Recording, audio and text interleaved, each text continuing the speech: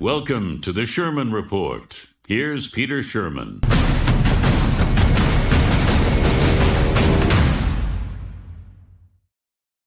Hello, and what a beautiful day here in central Canada. Warm and sunny, perfect pool weather. In fact, I know that some of you are watching this sitting right by the pool using your smartphones to connect right now. Anyway, enjoy that and enjoy what I think ought to be an informative show. As you can see and hear, now that we're midway through week 2, the Sherman Report is a program where I try to keep on top of politics and the economy more than anything else, because now more than ever, these things are directly affecting our daily lives. I obviously venture into lighter topics too, and don't confine the show to Canada. Today, 2 guests with me, Stephen Ledrew and Professor Ian Lee. I've done lots of media with both of these gentlemen, and I can promise you will learn something. Stephen Ledrew, whose name is pretty well known here in the greater Toronto area, is a lawyer by profession, a broadcaster, a raconteur, and a good person to ask about politics. Professor Ian Lee is at the Sprott School of Business, Carleton University in Ottawa. And if you have economic questions, well, he's the go-to guy. First, though, we'll be talking with Stephen Ledrew after a quick break. And I might tell you that I was testing a little bit with Stephen before we got online, or on air, as you choose to call it. And he's without pictures. So I'll be talking to a naked screen, not a naked Stephen, just his voice. Stay with me. This is the Sherman Report.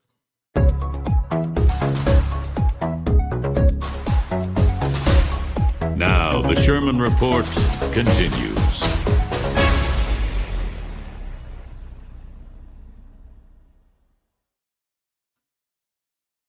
Okay, here we are. And with me on the screen, you can see it, is Stephen Ledrew. Unfortunately, you can't see his image. Stephen and I have known each other for years. You probably know him too, or at least know of him. Last time I saw you, Stephen, I was a guest on a couple of your 3-minute podcasts, which I thought was a pretty cool idea that you had a couple of years ago to get people and their opinions out there without chewing up a lot of time. You're a lawyer, you're a keen political observer, and all of you out there would remember Stephen as a broadcaster. Today, he's my first guest. Stephen Ledrew, welcome to the Sherman Report. Great to be on your show, Peter, and congratulations, first of all, for launching your show. And as far as your audience is concerned, they should be glad that we had a technical problem, that they can see your face and not my face. So I think that's probably a blessing for many of them. But my show is still going on, one a day for 3 minutes, and I get lots of feedback, as I'm sure you are starting to get. And people are cheesed off with the politics and the government of our country. Yeah, well, you know, if you read and follow the political world on a day-to-day basis, you probably saw an article on a new political party today, the Canadian Future Party. What do you know about it? Well, I know some of the players in it, and that goes to show that many, not only in the political class, if you will, but just ordinary people. I'm hearing this all the time. I live in a hamlet now north of Toronto, and there's not one person here who likes either the Liberals, and many don't like the Conservatives. They say these parties, or certainly not the NDP, they are not representative of what we want in Canada today. Certainly not the Liberal government, but even with some of the things that the Conservatives are saying, they're saying, what is wrong with the political class, these elites? They simply aren't paying attention to what the average person wants. And as a result of that, as you pointed out, Peter, another party was created, registered in the last few days. There have been other people wanting to create parties. I was approached a year and a half ago to advise a group of people, Peter, who wanted to create a new political party. And this is not left or right. This is just middle of the road, competent, good policies, and not the silliness that many people think the parties are going into now. Well, let me get this right. Are you saying that the Liberals are too liberals and the Conservatives are too conservative? Because no, it I'm sounds not like you're talking about extremes. Well, I mean, I think the Liberal Party, which is no longer the Liberal Party that most people know about, it's the Justin Party, and it is wacky. As the Minister of Immigration, Trudeau's great friend, said, a few weeks ago in the States, we have made a conscious decision to be an open country. Well, I don't remember a debate on that, Peter. I don't know if you do. I don't remember anybody even talking about an election. The government has said we're an open country. So we let in terrorists. We're letting in hundreds of thousands of people who have no jobs, no health care, nowhere to live. But that is Trudeau's idea. That's not liberalism. That's just stupid. Well, the money seems to continue to flow, and people say, well, where do you suppose it's coming from? And the answer, of course, is it's coming from you. But that's not me banging the drum because I'm a conservative, because what we're talking about here is a problem with what you, Stephen, have called the Justin Party, which is not the Liberal Party of Lester B. Pearson, for example, or even of Pierre Trudeau, Dad. Right. It's something different. And then the complaints I hear about my conservative party, Pierre Poilievre, is that people are afraid of him. In fact, the guy who was crucial to the founding of this Canadian Future Party, his name is Dominic Carty, and what he is a member of the Legislative Assembly of New Brunswick. So I don't really know who he is. And what he says is, well, we're not too left on the left, and we're not too right on the right. So I'm saying, so you're bringing us the mushy middle? Is that what we need? Well, I mean, he is a experienced politician in New Brunswick, as you pointed out, and that's his idea of the new party and what Canadians want. I don't agree with that. First of all, I think it's silly to start a new party. It's just not going to go anywhere. You can't do that right now. We are not we are not like other countries where you can just come up with a new party and blast into power. If you want to make real change in Canada, you get into a party and you change it from within. The problem with the Liberal Party is that it's run by three people. It's run by Justin Trudeau and his chief of staff and his old friend Betts. So, and all they want to do is stay in power. They don't care what policies they have. They are right now pinpointing ridings across the country. They are looking at certain strategies for votes. They are saying, for instance, what ridings are big Muslim voters, and they're going for those. They are, in fact, my view, they are ruining Canada by their political practices. So it's not left or right. I think we just need a reasonable party that is economically solid, that's not going to go for wacky ideas, and provide good government. That's what people want. Well, I understand. I mean, look, I spent almost 7 years in the provincial system as a member of provincial parliament. So I got a bit of a practical understanding beyond the theoretical understanding. And I do understand the concept of we've got to do some things that please the voters. But if what you start to do is segment and say, well, we need these 6 ridings in wherever, Saskatchewan, and to do that, we have to do something about promoting the sale of wheat. I'm just pulling this stuff out of the air. And then we'll get the voters out there. It was a bad example because they're going to get the voters out there anyway in the conservative side. So whoever you are, if you're appealing on that basis to little segments, you're going to die, and it's going to be a pretty tortuous death. And I do believe that that's where we are. You mentioned we want to appeal to Muslims. There's nothing wrong with appealing to Muslims. But if Muslims are here and they're regular Canadians, and I accept them as such, you can't just go out to Mississauga, where they happen to have a lot of Muslims, and put in policies that please them and throw other people off the end of the pier. You have to do something that is pleasing, or at least useful to as many people as possible, not spend money that comes in endlessly through taxes and indirectly through the inflation that you're creating yourself, and try to attract individual groups. It's not possible.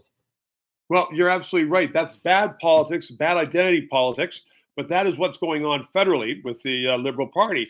And you put your finger on it, Peter, when you said, well, that will end up in disaster. And I predict it will end up in disaster for Justin Trudeau. They're going to be decimated in the next election, even though we may not have that election for a year and a half. Justin will stay there, Peter, because it's the best job you'll ever get.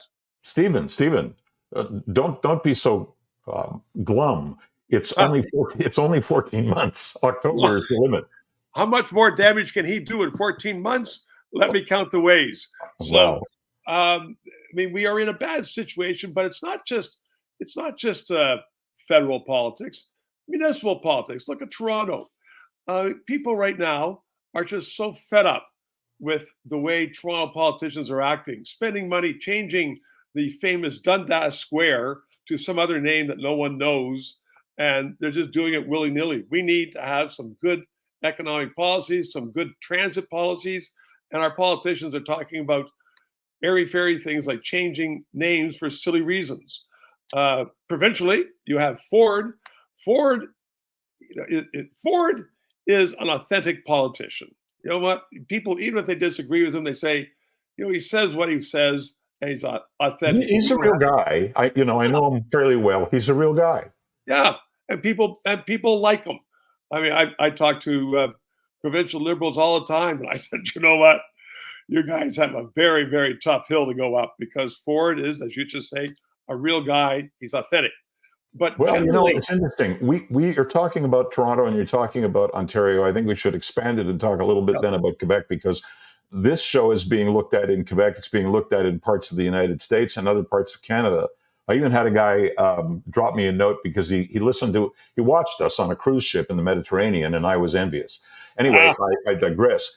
The point I wanted to make is that you talked a lot about how Trudeau is yesterday's news, but we've got 14 months to wait, and we can talk about what's going to happen after that. But I should mention that there was polling done within the Liberal Party that showed that Marc Carney, one time governor of the Bank of Canada, more recently governor of the Bank of England, is favored as a leader over Trudeau if there were a convention to choose a new leader today. Can you believe that?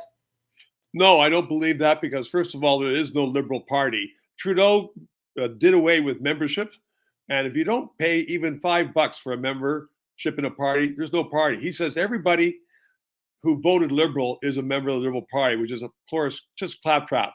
Carney is not well known. He is a media creation. My advice with one of my guests on the show a few weeks ago is that he should go on a tour of community centers and church basements and synagogue basements across Canada and talk to real people. This guy is slick. As someone said, he's Ignatieff with a calculator, the former leader. And people are just reaching out for anything to try to save the furniture in the election. But the thing is, it's not just Trudeau, it's the policies. People want to, in my view, they want to make sure that these dumb, stupid, costly, expensive, destructive policies are thoroughly discounted and voted out. So whether Carney is there or not, whether whoever is going to be leader, if Trudeau doesn't stick it out, they're going to get decimated. So by default, the Tories are going to win. It's just that when you mentioned at the start of your show, the new party, people are not entirely happy with the Tories either. No, as a matter of fact, I was going to ask you, does running interference, which is really what opposition is supposed to do, but running interference and some of the criticism that Pierre Poilievre has taken publicly for maybe using language like calling Trudeau a wacko or a lunatic or whatever, does that hurt him? Because right now he's got 20 points on the Liberals. I think that it has hurt him in some sectors, but as you point out, he's still got a huge lead. If I were Poilievre, I would go on a long holiday with his wife, his beautiful wife, and 2 children. Trudeau is defeated. Let him continue to defeat himself, and don't say an awful lot. And Peter, you were talking about your political experience, and you not only when you were in the legislature in Ontario, but also talking about it for your whole life. Governments are defeated. They're defeated. They're only defeated. They're never elected. Exactly. So by default, Poilievre is going to be the next Prime Minister of Canada. So I believe that. He should just be quiet. Well, he should, and maybe we should, but lots of people are talking about lots of things. Our next guest, Professor Ian Lee, talks about the economics, and when he joins us, that's what we'll do. But the economics in terms of the people of Canada now hurting. I mean, most people I know on some level, and even people with a buck or two, are hurting. And to give you a little example, I went shopping with my wife this morning. I always do that because she can't drive. So I push the carts and I pick the items off the shelves so I know the prices. And we walk out of the store, two of us, with not a lot of merchandise, and it's $300. Yeah. How do people do that? I don't Well, know. as I said, I live in a small community, 150 people. You go to the grocery store, and chickens that cost $6 2 years ago are now costing $18. And if you're a pensioner, you can't afford that. People are hurting. I know people whose children have moved back into their houses. People without jobs. But don't worry about Trudeau. Don't worry, Trudeau says. We are giving you checks in the mail. We have free drugs for you. And even though you can't get a job, we'll give you, quote, safe fentanyl. So you'll be happy. It's insane what's going on. Okay, so let me ask you on a broader scale. What do you suppose happened in the past 8 years or so? Was Trudeau always this guy, kind of globalist? I'm going to hand 500 million this week to Ukraine, and then take another 200 mil next week and provide it to African countries to cover hunger while we invite immigrants in who are not, at this point, well documented, not capable of living there in some of those tents that we see all over downtown Toronto. I mean, the guy looked good. He does look good. He speaks well. He was physically fashionable, and he really seems to have tumbled from grace. How do you suppose that transpired, or was he just this globalist type of guy from the beginning and had this as the plan all along? The latter. The latter. Really? He is not a smart man.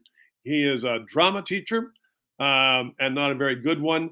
And he has always had crazy ideas. His idea of post-national Canada, where we are going to be the international citizens, was out way before he was prime minister. People of Canada, I hope, learn a lesson from how they supported him, and they should examine their leaders more closely, because Trudeau has always been very power hungry, which is why he decimated the party, got rid of all the elders who could have had an influence on him. He is a dictator within his own party. He's kicked out everybody else, and he just does what he wants. He sent $60 million to Trevor Noah, a TV host who was having some sort of telethon. He just picks up the phone and spends money like crazy, which is why your next guest will probably be outlining the fact that our economy, our public finances, Peter, are the worst they have ever been in the history of Canada. It's true. We're talking about my next guest. He hasn't showed up in the green room yet. So that's why we're going long, Stephen. Oh, good. I'm happy to talk about this. Always happy to talk with you. But, no problem. If Ian can't make it for whatever reason, because he confirmed this morning, then we'll talk about economics. But I have another question first. Do you think that the damage done to Canada, because there is no doubt, I don't care what political stripe anybody out there is, there has been terrible damage done to this country. Canadians aren't happy. They are reminded of it every time they do, like I did this morning, buy groceries, every time they gas up, every time they go to renew a mortgage, or God help them, go for a new one. What do you think it's going to take? Can a new party, and yes, presumably it is the Conservative Party, can they address enough of this over a first term of 4 years to get Canada back on some kind of an even keel? It is going to be a massive job, Peter, because we are so much in debt. Not only the economy, but the way Canada is viewed now on the world stage. We had the Chancellor of Germany and the Prime Minister of Japan come to ask us to sell LNG. Yeah, liquid natural gas. And Trudeau just said, no, there's no business case. And they went to Australia and Kuwait, who are making billions of dollars from them selling it to you. We have to realign the way the world is thinking of Canada, because our national stature has gone down the toilet with Trudeau there. They view him as a lightweight. They view him as a nincompoop. I know this from people who travel around the world. They say, how do you put up with this guy? I said, well, we're stuck with him. And as far as his hair, I think it looks like something off a TV sitcom sometimes. But, I just think that, Harper was a fabulous prime minister. and a solid man. He was not the best politician. And in the 2015 election, I think he virtually gave it away to Trudeau. And Trudeau just went in there and said, I'm going to give you lots of money.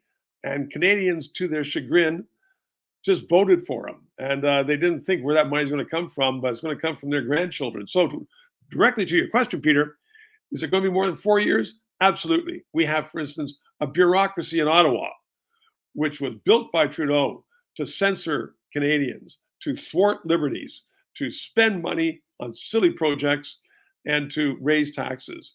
That is inbred in Ottawa now. It's going to take a long time to change that. You can't. A new prime minister can't do that with a wand. It's going to take a lot of work. Stephen, I think it's going to take 2 terms. I got to call it there because our guest, Professor Ian Lee, has joined us in the green room, and I want to say thank you. I hope you'll be a frequent guest here on the Sherman Report. It's been my pleasure, and hopefully we'll get a camera up next time. That would be great, Stephen. I'd look forward to it. Cheers. Bye-bye. Take care now.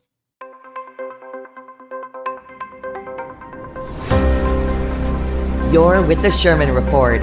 Daily news commentary available at Apple Podcasts, Spotify, with video posted on YouTube and Facebook.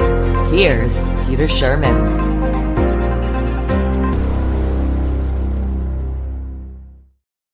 Okay, we're back. When I was doing talk radio, I spoke frequently with Professor Ian Lee. He is an expert on China. We often talked about that, but he's first and foremost a professor at Carleton, director of the MBA program at the Sprott School of Business. And you should read this man's CV. He's quite a story himself, but I liked him, still do, as a guy who could interpret the muddled world of economics in the political sense to regular people like me, like you. Ian, I'm happy to welcome you to the program and have you on board the Sherman Report. It is my great pleasure. My apologies. A family issue came up very quickly and I was a little tardy getting onto your show. I'm looking forward to having good conversations with you. Stuff happens. And because it's not radio or television in the conventional sense, if it doesn't end precisely at 5:30, it'll end at 5:35. We have great. I'm very flexible now. Thank you. Terrific. When we're told by the leader of the NDP, let me start with this, that inflation that's really hurting everyday Canadians was caused by the food stores gouging us. How does a guy like you react? I actually testified, Peter, 2 times this year before the House of Commons Finance Committee on this issue. And I was very blunt because, first off, I'm a nonpartisan. I don't belong to any political party. I stated that to them. I do not donate money to any political party. Don't allow lawn signs. In my courses that I've been teaching on competitiveness of Canadian firms and industries for over 35 years, the so-called strategy capstone course, I do empirical research. I make my students do it. And this industry is an industry we talk about a lot. We talk about airlines and we talk about grocery retailing. Why I'm now responding to you. I looked up the data, which is not secret. Anybody can look this data up for the net profit margin for grocery retailing, which my entire adult life has been notoriously low in Canada and the United States, all the way back to the 50s and 60s. It's an industry that's always been very low net profit. I looked up the actual data and testified and presented it to the Finance Committee I believe it was in June of this year. And I showed that it's averaged between 3.2 and 3.5%. In addition, I looked up the audited annual reports of the big 3, Loblaws, Metro, and Sobeys, showing that they are ranging from 3% to 3.5. And I told the committee members, point blank, you are spreading factually false, statistically false information. And no, I do not consult to the grocery industry or have any relationship with them other than I buy groceries at their stores. So basically, Ian, the NDP is doing bumper sticker politics because that's bogus. So I'm going to take you from there to truly bogus. It is completely bogus. And anybody listening to your podcast that wants to send me an email, I will be delighted to send the actual raw empirical data that documents this. Okay, so we just gave our blessing and forgiveness to the the Galen Westons of the world, but there is something that's resulting in my shopping trip this morning that you heard me talking about Stephen Ledrew, where I bought 2-liter cartons of milk at $6 a piece, decent steaks at $35 a pound, $6.50 per dozen for omega-3 eggs. This, for the average person, is not sustainable. I agree with you, and I don't want you or your listeners to think that I'm saying there's no inflation. Of course there's been inflation. Yeah. There's been serious inflation. All I said was it isn't because of the grocery store retailers who make notoriously lousy profits. By the way, very quickly to finish off that story, in my testimony, I noted to the committee members of the Finance Committee of the Canadian House of Commons, by the way, I said, committee members, I just bought before in December when the rates were at their highest, a 5% GIC guaranteed by the taxpayers of Canada with zero risk. I'm making way more than the grocery chain profitability. I said, am I greedy and selfish because I'm making almost double? I said, let's not be preposterous. 5% is still a very poor rate of return in retailing. If you want to look at industries that are incredibly profitable, you can look at the oil and gas industry, you can look at pharmaceuticals. Any industry that earns more than 10% net profit is doing very well. Industries that are making 3% is below what you can get on a GIC, and that is absolutely not profiteering. But I bought the same GIC as you, and I made 5%, and I don't have to sell groceries. So I understand exactly what you're saying. Exactly. But let's go to the root cause here. Yes, the root cause. Inflation. What we're doing when we shop for groceries is we're paying for the results of inflation. Yes. That groceries costing more is not inflation. Inflation is inflation of the money supply. Exactly. How does that happen, and who's to blame? In this instance, and I lived through I'm old enough, as you can probably guess. I'm not a young spring chicken anymore. I worked in the 70s. I was very fortunate. I worked in banking. I was at the Bank of Montreal main office branch beside West Block, Parliament Hill, 7980 as the mortgage manager when interest rates hit 20, as in 20. Mm-hmm. And in that period, the late 70s, 76 to 80, inflation was going up steadily year after year after year, 4%, 5%, 6%, 7%, 8%, and so forth. Governments were running very, very large deficits. We were running in through stagflation. So I lived through it before. But to your question, right now, we had, because we drove up the Federal Reserve and the Bank of Canada, drove interest rates up to 20% in 80-81, that produced a massive recession, the worst since the Great Depression, empirically, in terms of the drop. But for the next 35 years, it produced very low, very stable inflation, 2%, and a very strong economy throughout the 80s, 90s, and into the new decade. And then we seem to have lost our way and forgotten those lessons. The pandemic came along. I believe, and I've said publicly, repeatedly, the finance minister and the governor of the Bank of Canada panicked. I'm not accusing anybody of doing anything inappropriate or nefarious. They panicked. Why do I say that? The Bank of Canada drove interest rates down to 0.25. I did my research in the Great Depression that ran for 10 years and threw out a third of the Canadian population out of work when we had no old age pensions, no public health care, as my late mother used to remind me, no social income support. And yet the interest rates did not go down as low then. They did not go down that low in World War I or in World War II or in the Korean War or in any other war.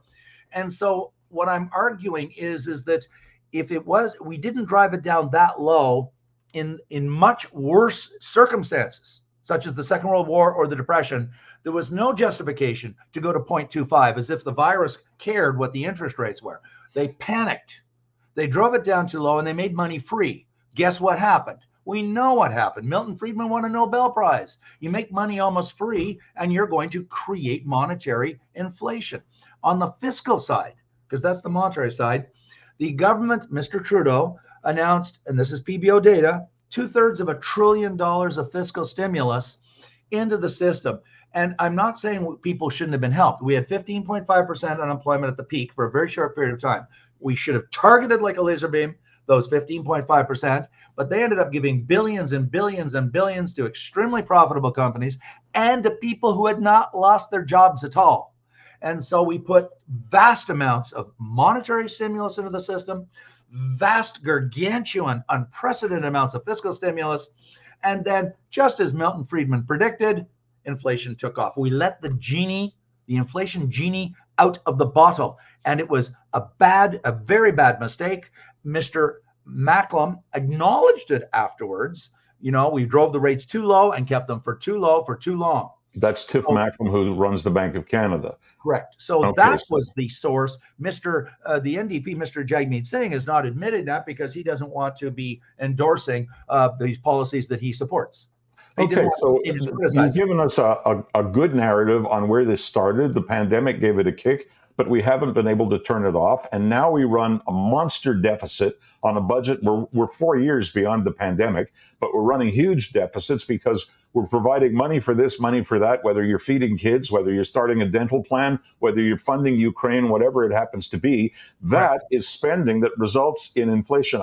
As I understand it, you can correct me if I'm wrong, Yes. because we're using money that we don't have, which means through our gas purchases, our food purchases, we're in effect paying an invisible tax. Yes. We should not be. John Maynard Keynes, for those who don't like Milton Friedman because they think he's conservative, great. Use John Maynard Keynes, the great liberal. And his views are not, I don't think, that different from Friedman. He said you stimulate the economy with deficit financing when the economy is in recession or, of course, in the worst case, in a depression.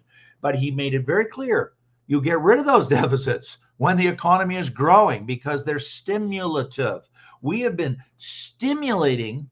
The way I like to put it, it's a little bit facetious, but humorous, I think. What the government did for the last 4 years was they were stimulating the inflation.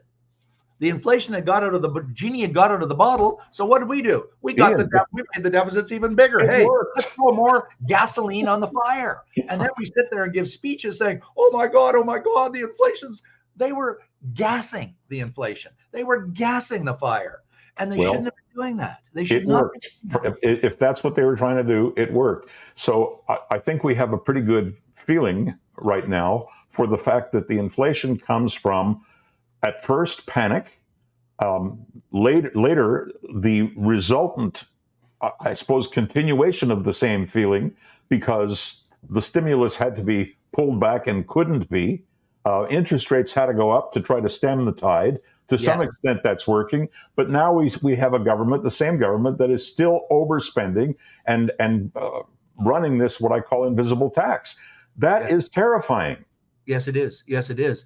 And it's terrifying because some listeners, especially younger people, say, well, what's the big problem? Big deal. Governments run deficits in the past and, we get over it and we grow the economy.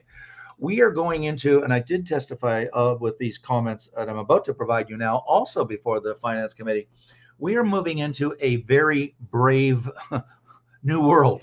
And I characterize the world from 1970 to 2020, somewhat arbitrarily, but fairly. I call it the half century of the boomer. That was the boomer half century. We boomers ran everything. We drove everything. We influenced boomer. And we had an enormous impact. And this has been studied to death by PhD theses and professors and so forth. No need to discuss that. That world has come to an end. We are, and the IMF is showing this with their studies, so is the OECD, so have many professors. The next half century, from 2020 to 2070, is going to be characterized, it's going to be the opposite. In other words, there's going to be massive labor shortages and very slow economic growth. And so it's going to be much more difficult to recover and pay off or pay down these very gargantuan deficits that the Mr. Trudeau and his government ran up in the last 4 years in doubling the national debt. We could do it back in the 60s, 70s, 80s, 90s because we knew the economy still had lots of young people and we had good, solid, strong GDP growth. What every serious forecaster is showing is for the next 50 years, we're going to be facing much larger average age population, many more elders who are not working, and we're going to be seeing much slower GDP. And people say, I don't care about GDP. Well, they should, because GDP is the totality of all the wages and salaries in the economy, and every one of those people pay taxes. So if GDP is going down, tax revenues are going down with which to address those deficits that we ran up too quickly and into such a large amount. So the next 50 years is going to be much tougher. And so I think we made some profound mistakes in the last 5 years on both monetary policy and fiscal policy, and we're paying for it with very poor, subpar economic performance. Well, it seems to me that you raised the issue of taxes. I read something this morning that a friend posted from a financial newsletter. This is, I suppose, to the hard right, but it's interesting. And I'm going to quote it to you and get your reaction. The real crisis will be the burden of taxation that is consuming economic growth. In Britain, it's rising to 37.7% of GDP by 2027-28, up from 33% in 2020. Looking at the tax burden as a percentage of GDP, the United States was at 27% in 2020, Canada at 32%. In 2020, Germany was at 37%, with the highest in the world being France at 46.2%. So here's the crux of this thing. Civil unrest begins to rise when you actually cross 31%, and revolution tends to unfold after 50%. Them's fighting words, but when I said terrifying, that's terrifying. It is. Let me deal. I won't get into the revolution side because I just haven't studied enough, the historical record on that. But I certainly have studied the impact of a rising share of a government as a percentage of GDP. And I am not a person who says that all governments are bad and that, all government spending is bad. I've never believed that. But we have historically, I'm talking for the last 100 years or so, struck a balance in the mixed economy between, shall we say, and I'm talking really post-World War II, when the economy's really exploded. We've struck a balance between, and have found that Goldilocks, I believe, from the 50s through about 10 years ago. Where government was around 30% of GDP, just about the optimal amount. Where we're going now, and it's not just in Canada, it's in the US as well, more and more money is going into redistribution. And people can say, what's wrong with that? What's wrong with giving more money to elderly people or low-income people? And it's the classic, we're killing the golden goose that produces all the golden eggs. And if we aren't putting, and David Dodge, this is not a, quote, far right-wing thing.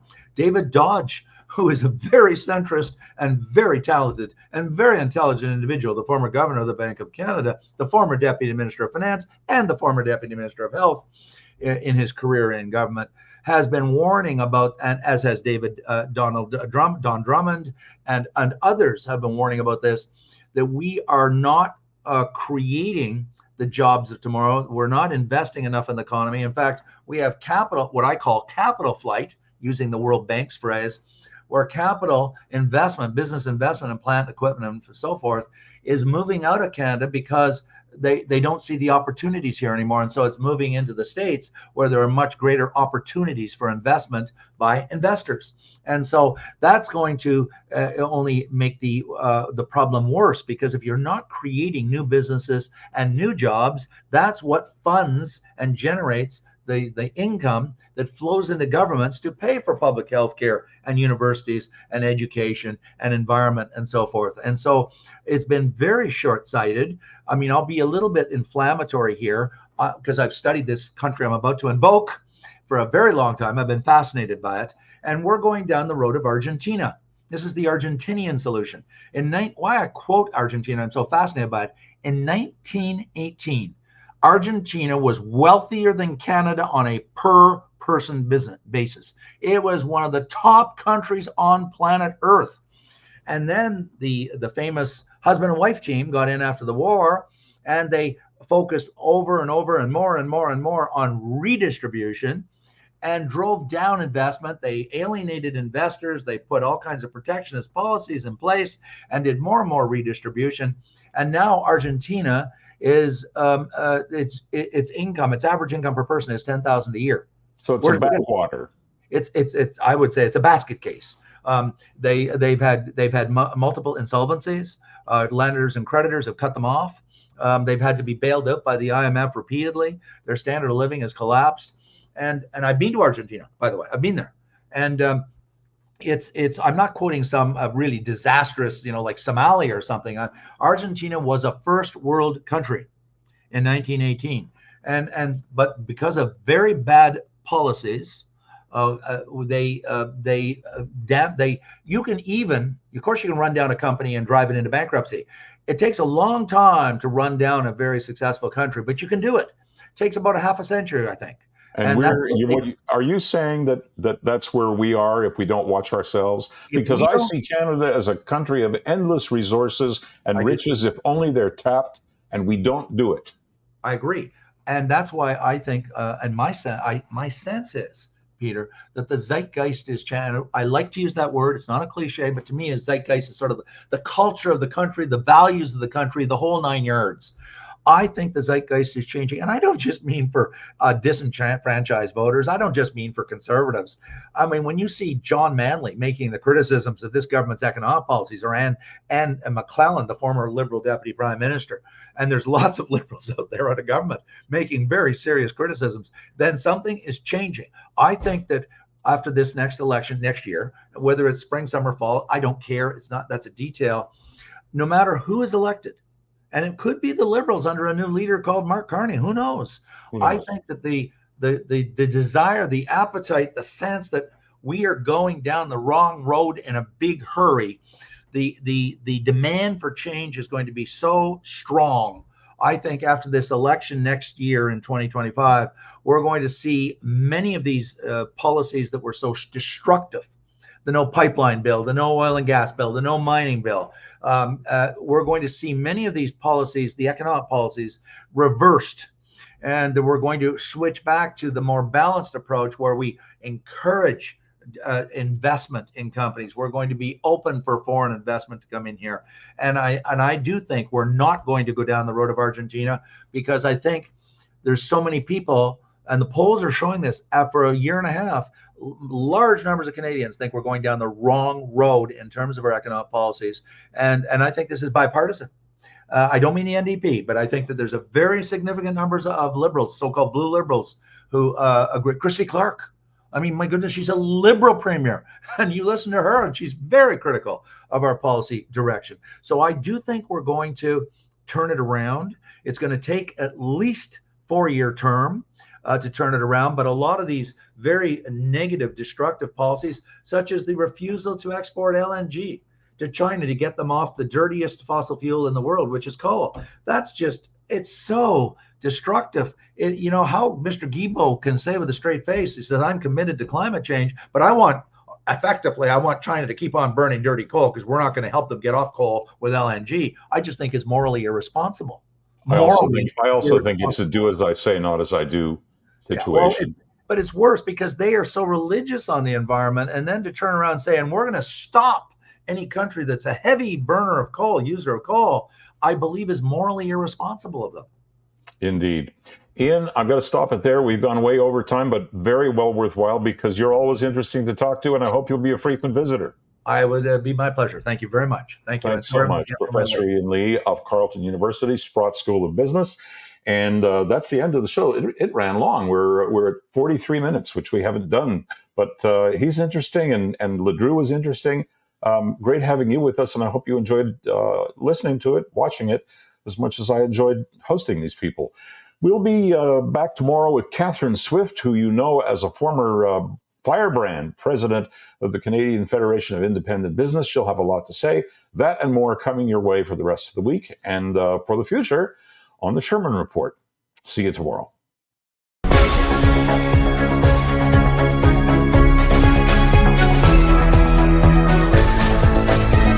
The Sherman Report, available on Apple Podcasts, Spotify, and the video version at YouTube, Facebook, and always at petersherman.com. Thanks for listening to the Sherman Report. If you'd like to connect with Peter directly, just go to petersherman.com.